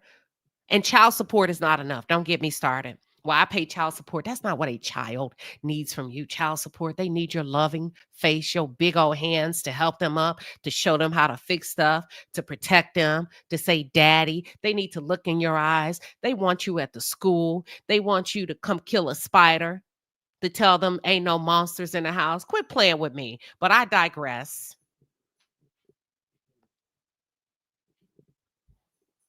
To go into this world and everybody know you. Right. You can go as Cam's father, but that temptation gonna hit different. Right. And I think as men, as women, as human beings, we always would say what we wouldn't do, but we never are in that situation. Right. So his father comes to him to talk about his lifestyle and how it's not pleasing. He hit his father back with reverse. It's called reverse psychology. You know, what good is a village that you don't respect? Keep asking yourself that. Some of you need to remove yourselves from people that say they look up to you. You can't look up to me if you don't respect me when I come to correct you. You can't look up to me if I'm trying to save you from going off the deep end, and you gonna do it anyway. I cannot be a part of your village. What good of me? That's the whole point of me being here. That's the whole point of you being here. Wisdom. Getting around people that are going to elevate you. And the moment we try, or the moment you do, and they're going to come at you with the technicality, but you don't have the temptation I do. You don't live the life I do. You don't walk a mile in my shoes. I'm Cam Newton. I am the NFL. You just a preacher. You don't understand how this cooch get thrown at me every day.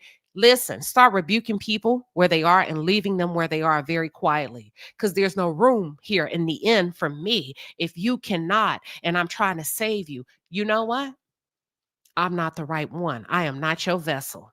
So what he tells his dad is, Cam saying, I told my dad, listen, I understand your notion, and I understand you want me to do better, but you and me, we are not the same, Daddy. I get it thrown to me all day, every day. You just a preacher, man. You don't know what I walk through. You don't know the life I live. But let me say this. I call BS Cam Newton. Because let me tell you, that honorable man seated in front of you, he's a student of the honorable Minister Louis Farrakhan, the honorable Elijah Muhammad. Hold on. If you don't think those men get it thrown at them every day, all day, because let me tell you what women will do. They respect leadership more than they do an athlete. They respect wisdom more than they do an athlete. You better ask David. You better ask King Saul. Queen Sheba traveled across the countryside just to hear him speak. You crazy if you think you get more puss thrown at you because you in the NFL as opposed to a man in a pulpit. You better ask a first lady. Can I get an amen? You better ask somebody's first lady. You better ask Giselle Bryant. Child, baby, if you don't think that a man of intellect and a man of wisdom don't get more opportunities to lay a head on his pillow, you crazy. You drinking your own Kool-Aid. You've bought into you getting high off of your own supply. The NFL ain't shit when it comes to a man of God. Women are clamoring. There's so many lost, broken women in the church all day, every day, listening to him spit that word at her, wishing she could find a man like that. Will do anything, including risking it all, just to touch the hem of his garment.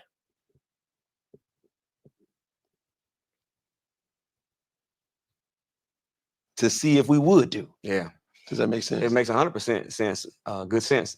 This is a verse in the Quran that says this. It says that if God was to judge man for their sins, listen to this, there would be no soul left alive on earth. So a lot of times we like to condemn people because they sin different than we do. Mm-hmm. But if everybody was to be judged, either we've done a big enough sin or enough of the other sins put together that we have justified and nullified our right to exist on God's planet. Right. That's what he says. So, the righteous among us are as filthy rags in the eyesight of God. So none of us are qualified to be judges. That's why Jesus told them, look, before you take the beam or the pole or the tree out of your brother's eye or mote out of your brother's eye, remove that beam from your own. This is so beautiful. If you really understand the psychology and the wisdom and the what's happening in this conversation, he's giving Cam exactly what he needs to keep him open. And open is open to be saved. He's giving him baby food. If baby food is what you need, yeah, you're right.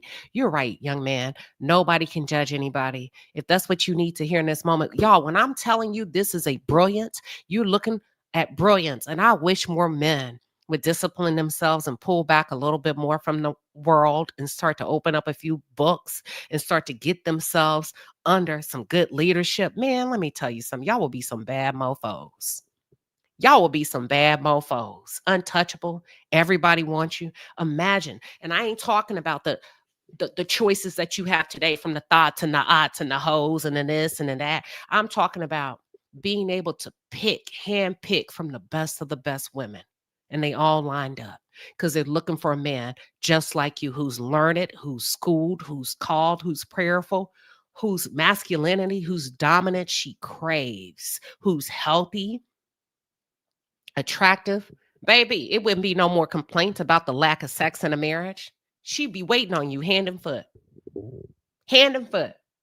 And then ready to get down when you done.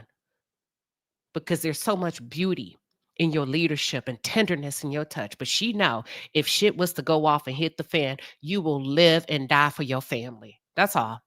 That's all I'm saying. Don't ever get it twisted. Check yourself. And we are taught we don't do condemnation. We don't go and attack people.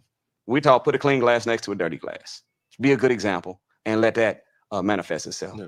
There is a different level of temptation, and we all are tried by different things. But ultimately, your test may not be my test, but it's still gonna have the same degree of challenge in it. And if I pass mine and you pass yours, we both get to go up to another grade with the God.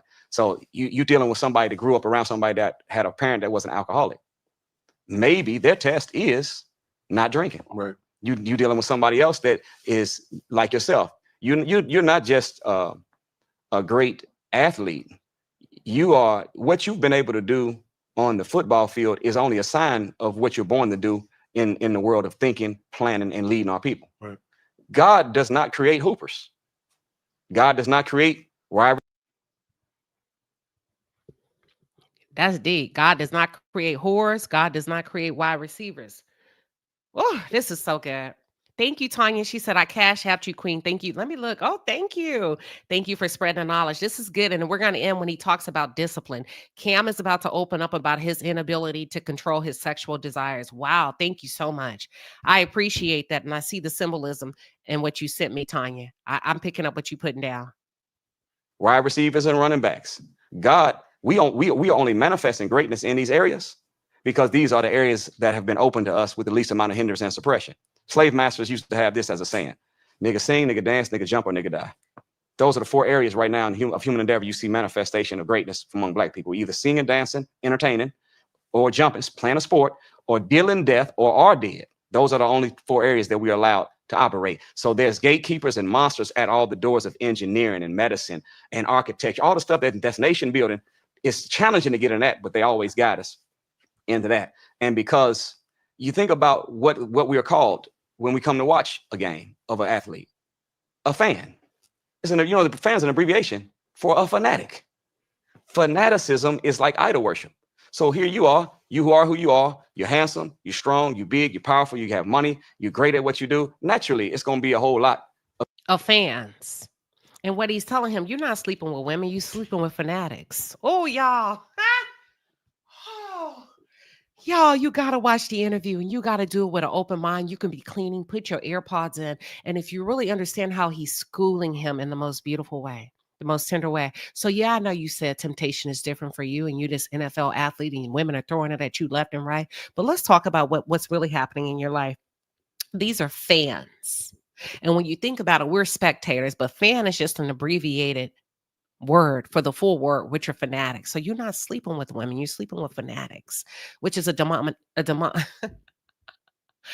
a demonic entity. It's a legion, y'all. And not because you like football, right? But there is some that they call it live it, sleep it, die for it. Let me keep going. Fanatics. Wow. Of temptation that shows up. You don't have to go look for it. It's looking for you. Yes, sir. And that becomes a test. Can I say, you know what? I'm going to think with the big head and not the little head. Right. No, you know what? I'm going to bring my passion under control. I'm getting ready to check myself. I'm going to discipline myself. And the Honorable Elijah Muhammad and the minister said this: the best way to gain control over your lower desires is fasting. Boom. Food. The best way to gain control over your lower desires is through food or the lack thereof. That's it. That's all. Is that simple? That's what he said. That's it. That's all. Let's get into the part about the food and we'll stop it. Now, let me ask y'all something that are tuned in. Should I open up the line or just end gracefully and allow you all to go to Cam Newton's channel and watch the video for yourself? Thank you, 92.7. We appreciate. Listen, you need to inbox me, girl. I've been looking for you. Inbox me on Instagram. I want to ask you something, but I appreciate when you can find time from your gig to show up from your radio station to come over here and support us. Man, we have such a beautiful community here. She said, Soulful Sunday. I love it. Knowledge, #knowledge is power. Reach out to me. I got something for you. 92.7. Please, I've been looking for you for months. All right. What the kids' pajama? What's wrong with fans? They want to be worshiped and catered to. It's all demonic when you really think about it. B 1963 says, I tuned in late, but you are preaching. God got you here on YouTube for a reason. My Lord, Queen Sheba, blessing to you. Remember, God is using you. I receive it. Let's go ahead and finish this, and then we're gonna wrap up. fasting. Whenever you deny yourself of what is needed and necessary, such as food, for days at a time, if you can go without the necessary, the need, you definitely can say no to the wants. So it becomes easy when you can regulate the lawful things to you to regulate the unlawful things to you. So that's just a strategy. And you remember in the scripture when Jesus was dealing with the young boy that the disciples was having a hard time healing. He was trying to get the demons out of this little boy. The disciples were. Yes, sir. And whenever Jesus came, they couldn't do it. And he said, "These kind go not except with prayer and fasting." Some scholars say that means because Jesus fasted, he could heal them. See, even Jesus had to sacrifice. He said to be the full, to rise to his full capacity. There were some things that Jesus had to sacrifice just to save others. And some scholars believe that Jesus had to, with that little boy, Jesus had to fast himself. But technically, Jesus he wasn't a magician. He didn't run around just touching on people and just hocus pocus shazam to heal. Jesus made 1,900 statements on 200 different subjects. He gave out 171 different commandments. He put his disciples on 41 missions and performed 40 miracles. And if you look at all 40 miracles, there's only 2 of them where he actually touched somebody. Really only one, because the other one of them is whenever he touched a man on his eyes. He asked the man, he said, "Blind, how do you see men?" Right. And the man said, "I see men as trees." Well, if you're blind, you don't see men at all. So it wasn't something wrong with these 2 eyes, there was something wrong with his third eye. And it says in scripture, Jesus put spittle on his eyes and then asked the man, "Now how do you see men?" He said, "I see men as they are." Oh, y'all, that's so deep. This man, when I tell you one of the most brilliant interviews, and I get bored very quickly. Jesus asked him the second time. First, "I see him as trees." Well, first of all, you blind. So how you even know what a tree looked like? But okay. And Jesus asked the second time. And then he said, "I see men as they are." When somebody shows you who they are, believe them. I see men as they are. When he's talking about men, you're talking about people. Some of y'all don't believe it because it ain't happened to you yet. I see men as they are. When a woman comes to you and they have a track record of mistreating people, not being honest, stealing from the job, doing drugs, cheating, lying, you ain't special. The correct answer is, I see you as you are and everything that comes with you. And if it's that hard for us to master ourselves, like you see, like as they're talking about, right? What makes you think you can save somebody if they're having trouble mastering their own desires? Spittle is the white foam that develops in your mouth whenever you're teaching, when you're speaking. So what he was saying was, I gave him a word that opened up his third eye that made his other 2 eyes work properly. Without touching. So in that sense, when you're saying prayer and fasting, some scholars say, well, the boy was able to be healed by Jesus because Jesus fasted. But the universal acceptance is Jesus taught him how to fast, and the boy cured himself. So whatever we're struggling with, fasting works. The Honorable Elijah Muhammad said this: fasting is a greater cure for our ills, both mental and physical, than all the pills of this world put into 1 bottle or 1 billion bottles. That's how powerful fasting is. It's crazy. When I first came in here, after I got changed, after preparation, I've been fasting until 5 o'clock. This is going on the last 35, 40 days. Wow. Kudos to you, Cam. Kudos to you. I've acknowledged that I got to change. Yes, sir. And the only reason why I'm telling you this is because I'm putting it in the universe. Yes, sir. For accountability. Yep. That's good. Right. Good. And for the people who see this, hear this, I'm work in progress of shaping the way I think. They got me. But yeah. You know what? Well, let's go ahead and acknowledge some of these super chats before it gets too late. So far, are y'all enjoying the recap? Are you enjoying the interview that Cam Newton was able to do? To me, that's an honor. The fact, if I were Cam Newton, the fact that you had and received a blessing to sit down in front of this man, I don't know what you own moving forward, Cam, but you should be very selective about who you allow yourself to sit in front of, because to me, that is a blessing to sit in front of the caliber of a man like you. All right, Palace, the Super Chat Squad is in the building. We appreciate you, baby. The Super Chats are fire. Get in your bag. That's a lot of money. Indeed. Yes, indeed. That's a lot of money. Thank you. Good times. With a 10-piece and a pepper, she says, live and replay, Queen Sheba. I appreciate you coming through, blessing us, and thank you. And also, thank you, Tanya, for the Cash App. I appreciate you. Thank you so much. And let's get back to the interview. We are almost done, y'all. Shaping the way I eat, shaping the way I speak, and not using, words or profanity. Because like I said before, I could put it together, boy. Well, I could put it, as Christian as I think and thought I was, I could put a curse word together that'll make your mama Me too, child. hurt. Yes, sir. You know what I'm saying? And even with that, I know that I'm imperfect. And my brother has always teased me with this. He said, "Cam, boy, you're the most disciplined person that I know. But boy, when some vagina come around you, boy, it swoop you up worse than crack in the 80s." But he said he got a point though. Mm-hmm. Look what he said. You're the most disciplined person that I know. Right. I remember. I don't know if you ever heard of Napoleon Hill. Who wrote Think and Grow Rich. He wrote Think and Grow Rich, but he studied 500 people for 20 some years under Andrew Carnegie's funding and backing. And what he was doing, he was trying to study the habits of the leaders of all the different industries around the world. And when he studied these 500 most successful people in all fields of human endeavor, he found 16 things that were common among all of them. One of those things was what he called transmutation. That is the transfer of power from one area in life to another area in life. So when your brother says what he says, and we know from the outside looking in that you were born with a certain amount of talent, but it took work to hone that talent and get it to the level where it is. Mm-hmm. So it took a lot of discipline. It took a lot of sacrifice. So transmutation says that whatever I was able to do in one area, all I got to do is bring the same mindset to this other area, and I can do it too. You remember whenever I can't remember how long ago. Remember the D League? They call it the G League now. For NBA, first started, that's developmental league. They was bringing the young soldiers through to get them prepared for the NBA. The first year or second year, Magic Johnson was their speaker. Listen to what he said. He said, "I want to teach you brothers how to take the brain you built in basketball and use it for business." Yes, Lord. I don't think he's been invited back, but he should be there every time, because all that is transmutation, is changing discipline. One of our impediments as a people is, number one, we celebrate athletics more than we do academics for our children. That's bad math. It is. The other thing is we put our children in sports, and so do white people. But white people put their children in sports to extract the principles from it. Boom. Y'all, we got to stop with the excuses. He said, we're doing the same thing they're doing. It's an equal and level playing field right now. White people put their kids in sports. We put our kids in sports, but our why. Your why fuels your will. Their why is to extract the principles from sports. Here's the Black people's reasons. And we put our children in sports to become a professional at it.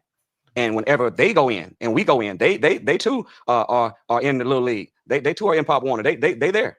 But because they're going in there to extract principles from it, if they don't make it to the NBA or the NFL, they take the sacrifice they learned, the discipline, the hard work, the working through fatigue, the teamwork, the categorization of personal life problems and still being able to perform a task. And they take that to their law firm or their insurance agency or their dental office, and they just take discipline over there with them and become great in that. But we got our mind wrapped up 100. But everybody in the hood, depending on Lil Ray Ray, to make it to the league. You put them in the league, not even to extract the principles, the discipline, and all of the good stuff that come. We're using them as cash cows, because if they make it, that means we get money. But watch this. 100%. If I'm going to the league, I'm going to the league, I'm going to the league, I'm going to be in the NFL, and if it don't happen, now you got a brother with a broken spirit. Right now, Brother Cam, there's 500,000 Black boys playing high school basketball. Only 17,000 of them will actually make it to college to play basketball. On a scholarship. And on a scholarship. Out of them 17,000, only 44 of them will make it to the NBA. And out of the 44 that make it to the NBA, only 7 of them will get a starting position. And the average career of the one that did get a starting position is only 5 to 7 years. So there's 500,000 Black boys competing for 7 full-time jobs that ain't gonna last for 7 years. I'm gonna go. I'm not gonna do this with y'all today. Listen what he's saying. The odds are against you. But the temptation is so attractive. You're not even sitting down to do the work to realize, what am I doing? I rather groom my child all these years, not expose him or her to him. Let's talk about it. Him to any other opportunity, any other program, but Little League football for the rest of his life, and keep my fingers crossed that he gonna go to the league. That's all he knows. It ain't even about the principles. It's not about any of that. And when he don't get picked, because if you look at the stats and the statistics, the chances were, the odds were little to none. And Little just walked out the door.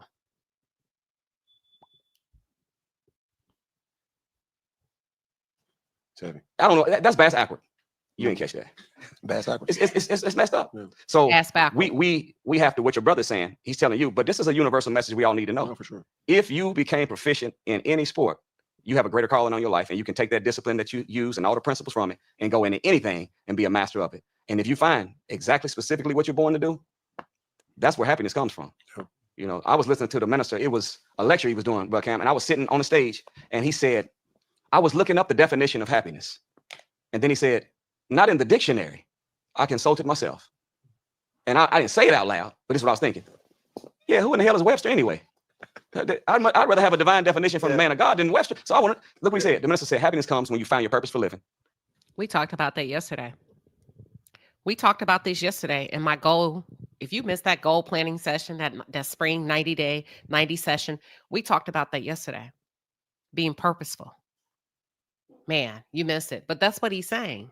Purposeful living leads to happiness. So when you see people not happy, claiming to do what they're doing, first of all, you may not supposed to be here at that job on this platform. Because if it's purposeful, why are you so mad? But let's continue. Here we go. And you are fulfilling that purpose. That soul then has an unspeakable joy. So real happiness don't come from filling full your pocket. It comes from fulfilling your purpose. And we live in a world right now where most people do what they're paid for, not necessarily what they're made for. So they don't have no real true happiness. You'll be happier doing what you love, making less money, than doing what you don't really want to do and be making a lot of money at it. That's the specific purpose. So whatever, you know, LeBron, I love it. More than an athlete. More than an athlete. When they came out with they shut up and dribble statement, more than an athlete. See, that kind of mentality, he's saying that I know that whatever I've been able to do to become a master of this craft called basketball, I can take the same principles and bring it to anything else I want to do in life, and I can be a master at that too. You can do that too, Buck. Man, I'm trying. You're born for it. Lord Jesus. You're born for it. Then the thing about me is I don't do what I don't like. I never partake in alcohol. Never smoked weed a day in my life. Never did no pills, no none of that. I partake in wine, and that's just something to do. But it's like what tipped me is certain things that now thinking in ways of how can I divert my focus to something that's really going to impact me. And I like to tell you, Brother Nuri, if I would have told somebody in January, I'm going to lose 30 pounds. Somebody would have been like, no, man, you can't lose that. Like, look at you, you are. But I did, though. Wow. Am I lying? You look good, bro, Cam. You doing good. No. But you transferred this. You should have been, you might as well did Ramadan with us if you didn't eat nothing until 5. He said, listen, okay, that's good. I love the positivity. And I'm taking away a lot from this, how you can still check somebody with positivity, right? It's good. He's saying, shoot, if you did that, you should have just did Ramadan with us. If you were already fasting until 5 p.m. Somali, don't make me laugh. It must be my tone. If you'd had discipline, you would have pushed a few more hours. You would have been right in prime for Ramadan. And listen how he breaks down Ramadan. I know for sure. Because just add a couple more hours to it, we could have been breaking fast, man, together. You know what I'm saying? But you just don't know. But I say all that to say, for me, after I stepped on that scale, and I said, I ain't seen 245 in years, right? I got up at as much as 280. And I said to myself, now what? Then it was so much warfare mentally for me personally that the people who I was appointing as counselors in my life were speaking, something got to change. Something got to change. So I'm saying to myself, it's like, all right, what's affecting? Or what's the root of things being affected? It's your tongue. Wow. I said, well, if that be the case, if I was able to wake up multiple days and my joy was, man, I'm waking up every day, 5 a.m., no excuses. I'm gonna at least get one in every single day. At least one. I done got up to 3 in one day, just locked in focus. And I said that when I stepped on that scale, I said, man, I did it, but what did I do? Is that really a challenge for me? Working out, that's not really a challenge for me because that comes easy. Cam's so lofty, but I love it in this setting because it's almost like a confession, right? When we think about confession, he has to purge before he gets better. So I can appreciate it in this context. What's hard is control your tongue. Yeah. That's more of a thing that would challenge you. And then obviously for me, man, I just want to do right by people. Yes, sir. Even if they don't do right by me. Right. Oh, that's good. Well, that's good, Cam. when you do that, you're activating the God yes, sir. to bless you in another way other than where you sow. He's the Lord of all the worlds. You don't have to reap where you sow. You can sow in this person and maybe not reap nothing from that person. But there's a verse in the Quran that says this, that no good deed goes without its just reward. Even if it be the weight of an atom or smaller thereof, in a rock put in the center of the earth, everything goes with its just reward. So there's nothing that we do of good that even if the person we do the good for doesn't reciprocate.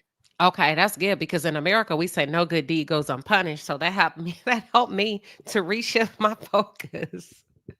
That helped me to reshift my focus. So that's good to hear. That's good to know. And they're just about done for the part I wanted y'all to hear. God is the governor of the law of reciprocity. He's going to look out for you. And I was telling something you were saying about words. I was telling a brother the other day. He said he's a preacher. He was telling me, say what you mean. Just say what you mean. I said, he was telling some young brothers, say what you mean. And I said to him, I said, it's better to not say what you mean, but say what you want. Didn't it say in the scripture that the power of life and death is in the tongue? Speak those things which are not as if though they are. Look at this. Paul. Did we not just do that in our spring experience? 90 session goal planning, go big or go home. Say what you want. Stop playing. You know exactly what you want. And that's what we talked about. So some people, he said, people are saying, say what you mean. No, say what you want when it comes to your life. Manifest big. Get in the arena. Reach for the high hanging fruit. Stop reaching for the low hanging fruit and hoping and being nice and playing. Stop playing. Thank you. Thank you. Toot said we did. Somali says, yes, we sure did yesterday. Y'all, you got to pull up with us sometimes and hang out with us a little bit if you're new here. This is good. I have to agree with you, Carla, but let's continue. Paul said, he said, let the one that is sick say that they're well. And let the one that is hurting say that they are not hurting. So this is, the God wouldn't tell us to say something opposite of the condition that we're in unless our words are powerful enough to actually alter it. Words are so powerful that it was the force that the Lord of the world used to bring everything that we see into existence.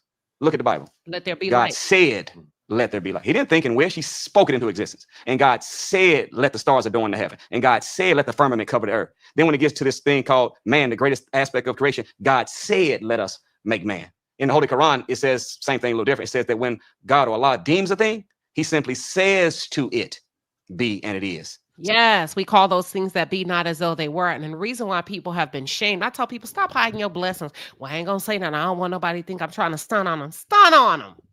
Hell, make them uncomfortable. Move on around. Beep, beep, she coming through. Why would I hide the goodness of God that's speaking loudly and clear through my life? The problem is when it starts to be mixed with egotism, arrogance, and you're not treating people well. But if you know you are aligned in purpose, if you know you are a good person and you ain't got no ill agenda for nobody, stunt on them, stunt on them. Say what you need to say. Open your life up if that's what God is calling you to do, and share the goodness of God, tangible items and intangible. And anybody that's uncomfortable can move the hell around, period, point blank. Catch Up with Lala says in Islam, guarding your tongue is considered a virtue. I agree. But at the same time, we need to be powerful. What he's saying, speak it. I am well in the name of Jesus. I am good in the name of Jesus. Oh, honey, I know I'm getting married. I told one man that one time I was single. We were dating. And I guess they call themselves trying to clown me. I can clown you right back. And what he said is, oh, I heard you want to, my homeboy said, what'd you say? She said she want to get married. I said, and am a wife. I may not be his wife, but I'm a wife. Baby, the whole room got quiet. Exactly. I may not be his wife, but I am a wife. Next. Call those things that be not. So words don't just describe reality. Words by the law of substitution have the ability to create a reality. So don't say what you mean. Say what you want. Because you can speak those things into existence. If you follow your words up with the works, it'll manifest itself. And James the apostle said that the tongue is a small member of the part, but just like a little udder on a ship can just turn a little bit and make the whole ship guide. So it is with the tongue. The use of the tongue in the wrong way can make our life go the wrong direction. Amen. The use of our tongue in the right way can make our life go the right direction. And what you're doing, Brother Cam, I hope that I'm gonna accept the challenge with you, because I cuss sometimes too. I'm accepting that challenge. The Honorable Elijah Muhammad called cussing baby language. Baby language. So I'm like, yeah, I'm grown. I'm not using no baby language. So I'm gonna ride out with you. Today's my last day of some dams and hells. After this, I'm going clean with you, Bud Cam. You're my accountability partner. But this is the other thing. By you putting in an atmosphere and me and you together, I found this out. It's a little. I'm about to cash this check for I'm gonna get premium. 50,000. I promise y'all, the next time I come back, I'm gonna be right. I'm gonna get premium. I'm gonna spend that money because it ain't no way in hell I'm supposed to be on this platform with ads. I gotta get better. I got caught slipping. Premium, here I come. YouTube gonna get some of my money today. Period. It's a little trick that I learned accidentally on purpose again. Give up goals, share with everybody. But go up goals, keep them to yourself. When you're trying to become something greater or get to a certain level, you don't want to tell everybody about that. Be quiet until it's completed. We talked about that yesterday in a 90 session goal experience. Don't share it with nobody. Hide it. Let's go. Because one of the worst things you could ever do is share a big idea with a small-minded person. Because as soon as you do, they're going to try to talk you out of or make you think it's so hard. So go up goals, keep them to yourself so you don't activate envy and jealousy or the misery loves company doubt that they put in. But give up goals. Put them on blast because now everybody's looking. And now you're saying, I got some motivation that's in my mind, but I also got some motivation. I can't take them asking me. Yeah. How's you coming with that cussing thing? Yeah. And you don't want to be the one to say, I receive that. I haven't. So, but you want to be the one to say, I've been telling everybody, bro. I've been because and everybody includes your husband, your wife, your kids. You can't be sharing everything that you're trying to manifest. You just gonna plant the seed and water it. Be quiet. Watch it happen. And then when it's matured as a seed and now it's visible to everybody, then you can talk about how you did it. Because I'm a person that believes in accountability. My father instilled that in me early. You know, God got you on a great journey, Cam, and you're setting such a good example for us by being one that has made it to the pinnacle of success in that athletic arena. And still, see, most of the people that leave that, they lose their health. Mm-hmm. Meaning what? The only reason that they even trained was because ate right is because you wanted to play football. For sure. But life is bigger than football. Yes, sir. Oh, this is so good. Life is bigger than football. So, this body, the scripture says, is the temple of God. And anyone that defiled the temple shall be destroyed. I'm done. We're going to log off. I wanted to get to the book. I'm going to tell you, anyone that defiles the temple shall be destroyed. You do destroy yourself with multiple sex partners. You do destroy yourself by eating bad over and over and over again. It ain't about going on a diet. It's about respecting yourself as a man or a woman. And I know some people feel like men are built different. A woman can't do what a man do, but he's telling you the word. Your body is your temple. And anybody that doesn't respect it shall be destroyed. Period. Point blank. It doesn't say men get more flexibility and freedom sexually because I'm a man. A man has needs. No, that ain't what it said. We are to adhere to the word, whether you're a believer or not. You ain't got to be a Christian. You don't have to be a Muslim, a saint, a Latter-day Saint. You don't have to be a Methodist. None of that. The bylaws are the bylaws, period. Okay? You better lay low. Our beauty, I know that. You better lay low. So somebody said, where's the book? Yeah, I'll share the book with you. Give me 1 second. Let me go ahead and celebrate this super chat. Money comes to me, flowing effortlessly. Money comes to me, comes to me. Money comes to me, flowing effortlessly. Money comes to me. Money.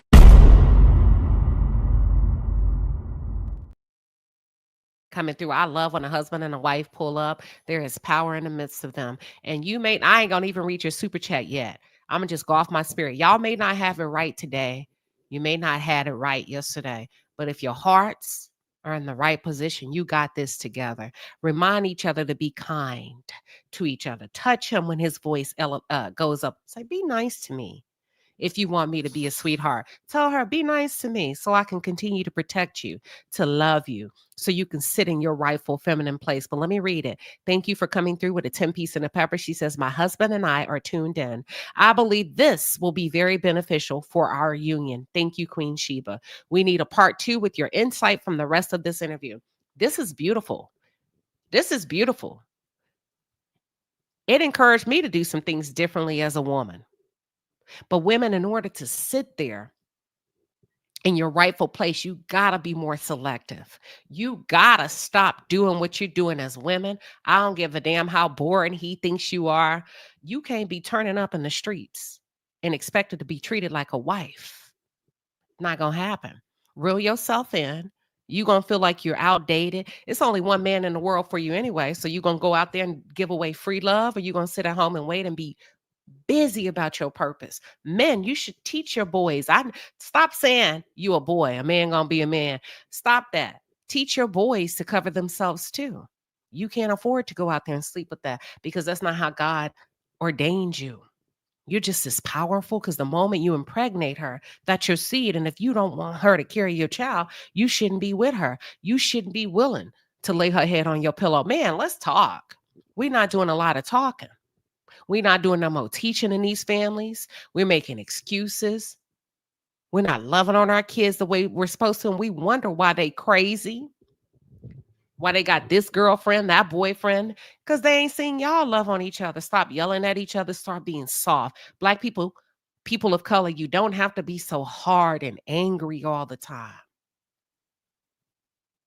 Be purposeful from this moment forward and say, I'm going to love on my family a little bit better. You know, I'm going to be a little bit more gentle with my wife. I notice my tone ain't right. That's crazy, man. That's crazy. Because what I've become conditioned to, a lot of men are praying for. I got a house when I was raised in poverty. I got food when I was raised in poverty. I'm safe. When you got to think about where God has put you in life. Maybe some of you came up with childhood trauma, but you can lay your head on your pillow without somebody coming in your room, touching you, beating you, or abusing you. That's a blessing in and of itself. Return the favor to your children. Return the favor to your wife. Return the favor to yourselves. You're safe now. You're safe. You don't have to be as guarded. We're very emotional people of color are. Let down your guard a little bit.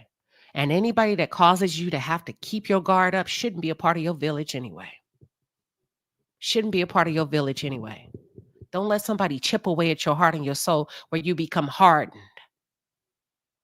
Because love looks better on us anyway. And love is patience, it's kind. And if you can't be lovely to the people around you, that is not your tribe. Well, Queen, you don't know, I'm a man and some of these women crazy. Get rid of her. Well, I don't want to get rid of her. If she brings out the worst in you and you know there's a man seated inside of you that just won't love, that just want to be tender, and tenderness in a man is so attractive. Ain't nothing weak about that. When you know, they say 100 men versus one gorilla. Let me tell you something about a man that's disciplined, that loves God, loves himself, likes himself, loves his family, loves his wife, shows up every day for himself first, for God first, himself second. He is the gorilla. Ain't no 100 men versus the gorilla. He is the gorilla. He is something to talk about. He will lay down and protect his family. But you got to challenge yourself to be the best that you can be as a man. Stop making excuses. If she ain't pulling out the best, and I'm not talking about your wife now. I'm talking about if you live with her, baby mama, you got to go, bro. You can't stay there and make an excuse to remain toxic. That's on you. Ladies, same thing for you. Stop laying down, giving away free love, producing kids that men don't want. That men don't want, men don't see, men don't call. That's on you. You have one of the most precious gifts on earth. It should only be given to one anyway. What you doing? Standing on the corner, giving out free love, because that's essentially what you're doing. Free love for free. And then a baby comes with it too. Are you crazy?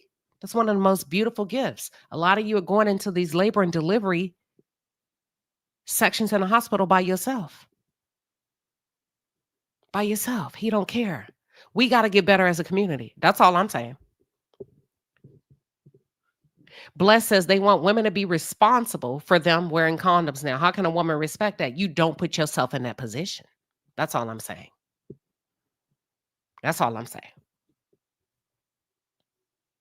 Thank you. Catch up with Lala. Say, preach, queen. That's all I'm saying. Men or women, men should be just as selective. It should be an honor for a woman to carry your child.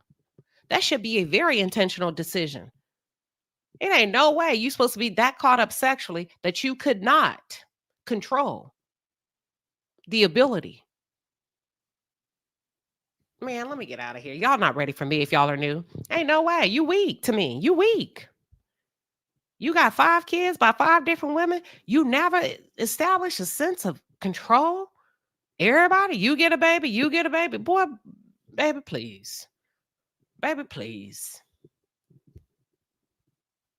That's all I'm saying. It's everybody's responsibility. But like he said, if we're leaning in with the argument, men, that the men outnumber the women in the community, how come you're not working on the conditions of the community? How come you're not leading by example? It's just a question. And I'm holding everybody accountable. It's just a question. Lala said, I'd rather be alone, happily, and waiting, patiently waiting, a lady in waiting, a man in waiting. If you know you have no intent on marrying her, don't take it for free. Leave it alone. Go on about your business. Go work out. Go travel a little bit. Learn a new skill. Ladies, if you know you don't like him like that, say no to the date. That's all I'm saying. So I said all of that to say thank you, only me one kind. It would be my pleasure to come back, but I just wanted to share this with y'all. So make sure you click on the video link.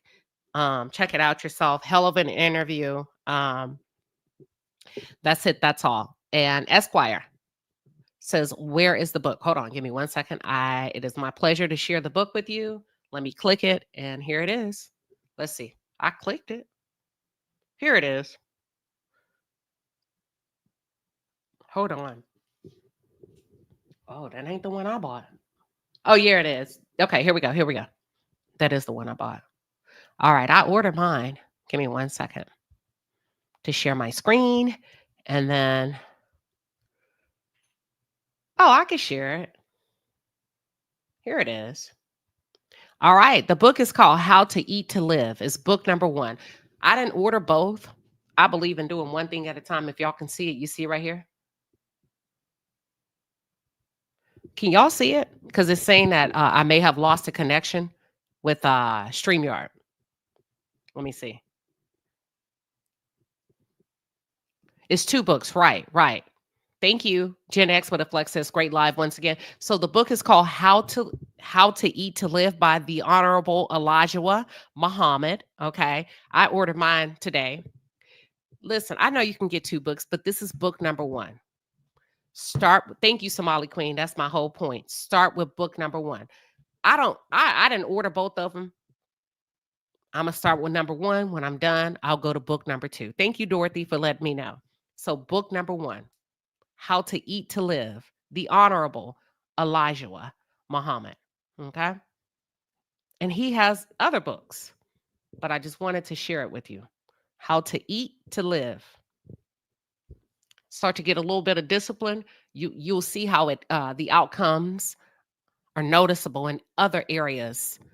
Brenda says she got hers, and the outcomes will be noticeable in other areas of your life. We're hungry.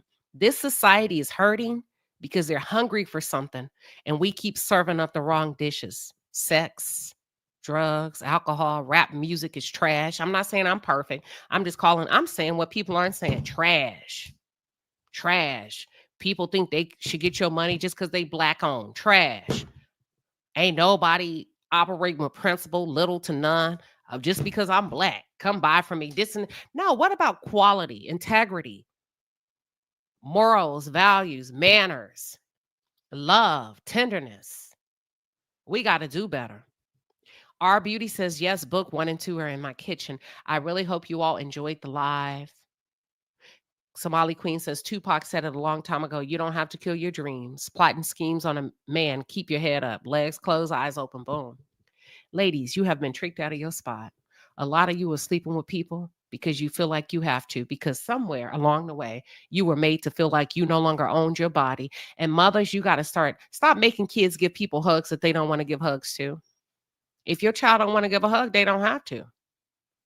That's how we start from childhood. You want to give me a hug. Stop saying, give him a hug. They don't have to. Because what happens is when they grow up, mama made me do stuff I didn't want to. I didn't want to hug. I didn't want to give a kiss.